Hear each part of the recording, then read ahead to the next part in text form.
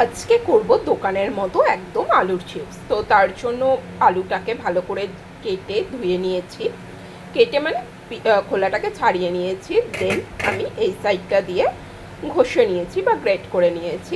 এটা দিয়ে করলে আরও ছোট হতো, তো এটা দিয়ে করার জন্য এই রকম হয়েছে। এবার এগুলোকে আমি ভালো করে ধুয়ে নেব, নিয়ে জল ছড়িয়ে নেব। দেখো বেশ ভালো করে ধুয়ে নিয়ে জল ঝরাতেও দিয়ে দিয়েছি একটা ছাঁকনির মধ্যে।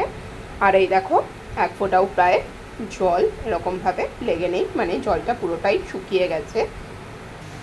তো দেখো কড়াইয়ের মধ্যে তেলটা গরম করে নিয়েছিলাম, বেশ খানিকটা সাদা তেল।